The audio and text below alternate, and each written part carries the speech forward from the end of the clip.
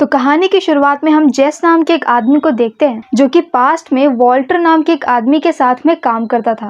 वो दोनों यहाँ पर मिल करके एक टाइप की ड्रग को बनाते थे, लेकिन बाद में वॉल्टर की डेथ हो जाती है और जेस को पकड़ लिया जाता है। जेस को एक ऐसी जेल में डाल दिया जाता है जो कि नॉर्मल जेल से काफ़ी ज़्यादा अलग होती है, जहाँ पर उसे बहुत ही बुरी तरह से टॉर्चर करते हैं। और उसी जेल का वार्डन होता है टॉड। पर एक दिन फाइनली इस सबसे परेशान होकर के जेस यहाँ पर भाग जाता है और वो भागते हुए टॉड की कार को लेकर के भागता है और टॉड की डेथ हो जाती है। जेस यहाँ से भाग करके अपने फ्रेंड के घर में आता है जो कि होते हैं बैजर और स्किनी पीट। वो दोनों उसे देख करके काफ़ी ज़्यादा डर जाते हैं, क्योंकि जैसे ही वो जेल से भागता है उसके बारे में हर टीवी पर आने लगता है। वो पहले काफ़ी ज़्यादा स्टूडियोस और अच्छा लड़का था, लेकिन बाद में वो ऐसे ड्रग जैसी चीज़ों में शामिल हो गया था। यहाँ पर जिस वक्त में जेस जेल में होता है उस वक्त भी उससे ड्रग्स को बनवाया जा रहा होता है, पर ये बात गवर्नमेंट को पता नहीं होती है। और वहीं पर जेल पर जो लोग कंट्रोल करते हैं वो लोग उससे ये ड्रग बनवाते थे। यहाँ पर वो दोनों तो उसे देख करके शॉक्ड हो जाते हैं, लेकिन जेस यहाँ पर खाना खाता है और फिर सो जाता है। अब उठने के बाद जेस जो को कॉल करता है जो एक स्क्रैप यार्ड में काम करता है, और जेस यहाँ पर उससे ये बोलता है कि उसके पास में टॉड की कार है, वो टॉड की कार को ले ले और उसे क्रश कर दे ताकि किसी को कभी भी उस कार के बारे में पता नहीं चले। जो यहाँ पर उसके कहने पर आ तो जाता है, लेकिन जब वो यहाँ पर कार को चेक कर रहा होता है तब गलती से उससे कार का अलार्म सिस्टम ऑन हो जाता है। अब इसकी वजह से सारे कॉप्स को पता चल जाएगा कि टॉड की कार कहाँ पर है और वो लोग उसे लेने के लिए भी आ रहे होंगे। तो अब यहाँ पर स्किनी पीट एक प्लान बनाता है।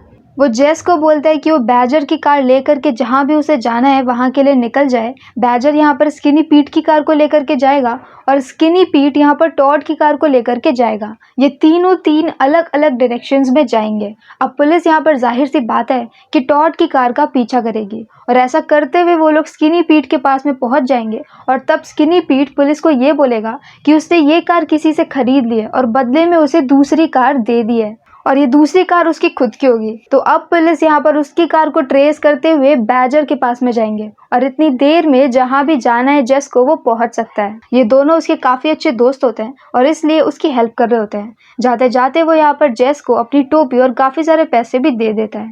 और अब नेक्स्ट सीन में हम यहाँ पर जेस का एक फ्लैशबैक देखते हैं, जहाँ पर जेस को एक केज में बंद करके रखा जाता है और वहीं पर उससे एक दिन मिलने के लिए टॉड आता है। आज टॉड का सीनियर जेल में नहीं है, तो सारा कंट्रोल टॉड के पास में है।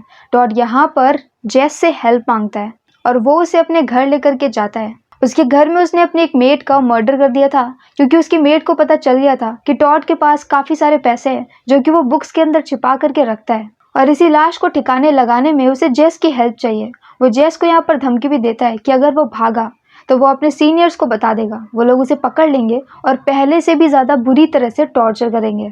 जेस को इतना ज़्यादा टॉर्चर किया जा चुका होता है कि अब वो इन सब चीज़ों से काफ़ी ज़्यादा डर गया होता है। तो वो यहाँ पर टॉड की सारी बातें मान लेता है। वो यहाँ पर जो डेड बॉडी होती है उसको एक कारपेट में लपेट लेते हैं और फिर ऊपर से नीचे फेंक देते हैं।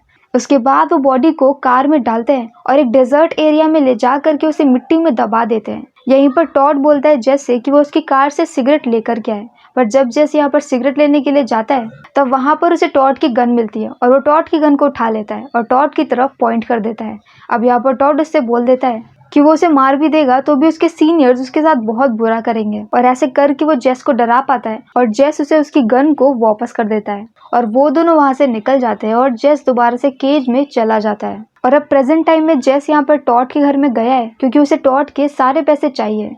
वो रात भर यहाँ पर ढूंढ रहा होता है कि उसके पैसे कहाँ पर हैं, लेकिन उसे पैसे नहीं मिलते हैं। और नेक्स्ट मॉर्निंग उसे फ्रिज के अंदर पैसे मिल जाते हैं। और अब जब उसे पैसे मिल गए कि तभी वहाँ पर दो कॉप्स आ जाते हैं। जेस यहाँ पर काफ़ी ज़्यादा डर जाता है और वो छिप जाता है, लेकिन वो कॉप्स उसे पकड़ लेते हैं और उसे नकली हथकड़ियाँ लगा रहे होते हैं। ये देख करके जेस समझ जाता है कि ये असली कॉप्स नहीं है, ये लोग डुप्लीकेट हैं और यहाँ पर ये लोग भी शायद पैसे के लिए आए होंगे। जेस यहाँ पर उनके सामने एक डील रखता है और ये बोलता है कि अगर वो पूरे टाइम भी ढूंढते रहेंगे उन्हें पैसे नहीं मिलेंगे, पर जेस को पैसे पता है, तो अगर वो इन पैसों को बांट ले तो वो उन्हें पैसों की लोकेशन बता सकता है। उन दोनों को ये सौदा सही लगता है तो वो इसके लिए मान जाता है और जेस उन्हें सारे पैसे निकाल करके दे देता है। और अब इन पैसों के 3 हिस्से होते हैं और थर्ड हिस्सा लेकर के जेस वहाँ से निकल जाता है।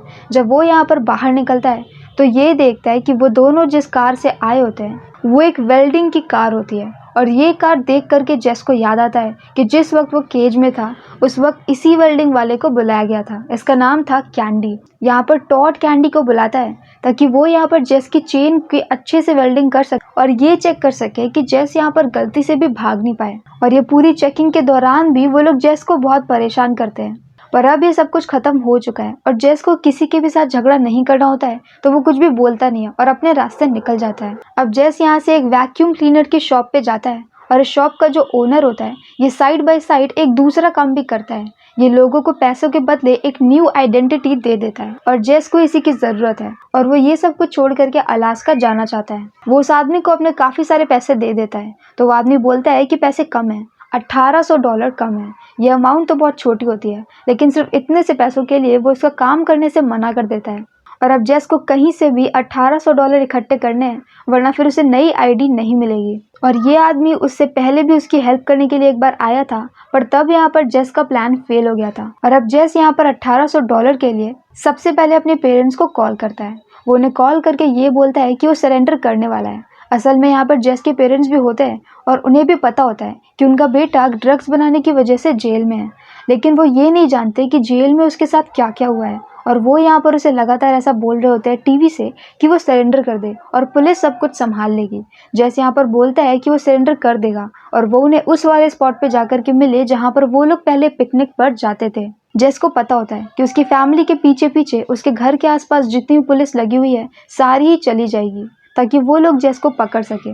और जैसे ही यहाँ पर उसके घर के पास में से सारी पुलिस जाती है, जेस यहाँ पर अपने घर के अंदर जाता है और अपने दादाजी की रखी हुई 2 गन्स को निकाल लेता है और ये गन लेकर के वो जाता है वेल्डिंग की शॉप पे। ये कैंडी की शॉप होती है जहाँ पर इस वक्त कैंडी के 3 दोस्त भी बैठे होते हैं। वो यहाँ पर जा करके कैंडी से $1800 बोरो करना चाहता है। वो कहता है कि वो बाद में रिटर्न कर देगा, लेकिन कैंडी ऐसा करने से साफ साफ मना कर देता है और अपने दोस्तों के सामने टशन झाड़ने के लिए वो ये बोलता है कि हम दोनों एक मैच करते हैं, हम दोनों एक दूसरे को शूट करेंगे और जो पहले मर जाएगा दूसरे को उसका सारा पैसा मिल जाएगा। इस वक्त कैंडी के पास में टॉड की गन होती है।